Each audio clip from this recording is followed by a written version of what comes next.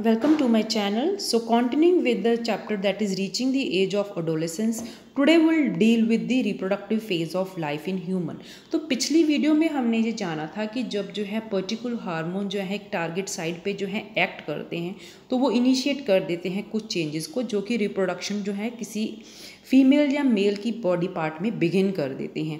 तो अभी हम जानना चाहते हैं कि जब एक मेल या फीमेल की रिप्रोडक्टिव लाइफ स्टार्ट हो गई है वो कितनी देर तक चलेगी या कब अगर ख़त्म होती भी है तो कब ख़त्म होगी। So let's get started and read about the reproductive phase of life in humans. Adolescents become capable of reproduction when the testes and ovaries begin to produce gamete. So this is very very important. जो adolescent होते हैं जैसे कि अब teen age में जो है बच्चे पहुंच जाते हैं तो ये जो है रिप्रोडक्शन के कैपेबल हो जाते हैं क्योंकि लड़कों में टेस्टिस और लड़कियों में ओवरीज ये गमीट बनाने शुरू कर देते हैं। नाउ व्हाट आर गमीट बेटा? गमीट क्या होते हैं? सेक्स सेल्स होते हैं, ठीक है। तो लड़कों में स्पर्म्स और लड़कियों में ovum, right. So I hope you remember we have already discussed all these things in the beginning of the chapter only. The capacity for maturation and production of gamete lasts for much longer in males than in females. So this is very very important। जो capacity of maturation and production होती है gamete की तो वो जो है ज़्यादा लंबे समय तक होती है कहाँ पे? मेल्स में रादर देन इन फीमेल। तो हम ये कह सकते हैं कि मेल में जो रिप्रोडक्टिव पीरियड है वो काफ़ी लंबा चलता है जबकि फीमेल्स में जो है रिप्रोडक्टिव जो फेज़ होता है वो कम टाइम के लिए होता है। तो this can be also asked in the form of MCQ कि लड़कों और लड़कियों में जो रिप्रोडक्टिव जो टाइम होता है वो किन में जो है last longer. So it last longer in males, right. So remember this. Now, in female, the reproductive phase of life begin at puberty, that is 10 से 12 year of age and generally last till the age of approximately 45 to 50 years. तो लड़कियों में 10 से 12 जो है साल में जो है उनकी जो है रिप्रोडक्टिव फेज बिगिन होता है और ये 45 से 50 साल तक ये चलता है। The ovary begin to mature with the onset of puberty। लड़की की जो है ओवरी में बहुत सारे ओवा होते हैं लेकिन वो अभी मेच्योर नहीं होते जब तक लड़की 10 से 12 साल तक नहीं हो जाती। जब 10 से 12 साल तक लड़की हो जाती है तो उसके जो ओवा होते हैं वो मेच्योर होने लगते हैं। One ovum mature and is released by one of the ovaries once in about 28 to 30 days sorry. तो हमने ये जाना था कि लड़कियों की जो है ओवरी होती है यहाँ पे जो है एग फॉर्मेशन होती है। यू नो कि यहाँ से जो है एग जो है रिलीज़ होता है एक महीने में, जैसे ऑल्टरनेटली होता है। जैसे कि जैन से अगर इस ओवरी से रिलीज़ हुआ तो फेब में इस ओवरी से होगा, फिर मार्च में इससे, देन अप्रैल में इससे। मीन्स ऑल्टरनेटली हर एक जो ओवरी है वो एक एग जो मैच्योर करती है उसको रिलीज़ करती है। कितने दिन में? अब मैक्सिमम 28 से 30 दिन तक जो है एक एग रिलीज होता है। During this period the wall of the uterus become thick so as to receive the egg. तो जो यूट्रस की यहाँ पे जो वॉल होती है वो थिक हो जाती है, वो प्रिपेयर करती है कि अब ये एग आएगा, शायद ये फर्टिलाइज हो जाए। अगर ये एग फर्टिलाइज होता है तो यहाँ पे ये यूट्रस में एम्बेड हो जाता है, that will grow up into the embryo में जो है ग्रो अप होगा। तो हम ये कह सकते हैं कि अब जो है the girl has become pregnant.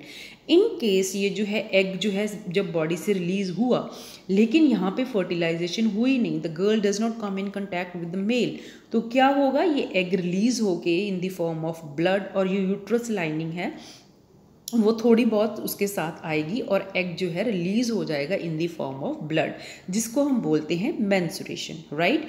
Now during this period the wall of uterus become thick so as to receive the egg. In case it is fertilize and begin to develop this result in pregnancy. अगर तो fertilise हो जाएगा तो वो pregnancy में आगे चला जाएगा। If fertilization does not occur the released egg and the thicken lining of the uterus along with its blood vessels are shut of.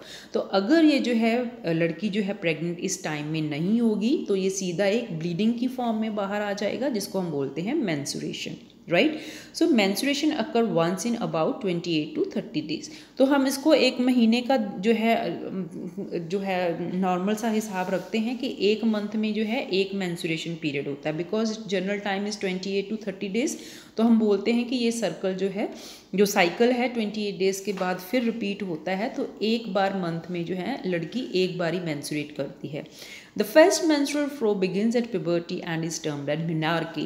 So this is very very important term. What is menarche? जो पहला menstrual flow होता है लड़की का at puberty जिसको हम बोलते हैं menarche, right? So this is also very very important. It can be asked in the form of one word, fill up, true false, or in the form of MCQ.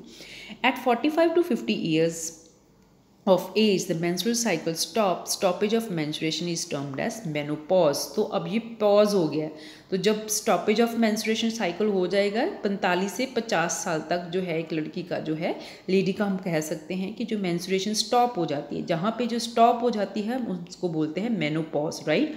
So you must be well aware what is menarche and menopause. Menarche क्या है? Beginning है। Menopause क्या है? Stoppage है, right?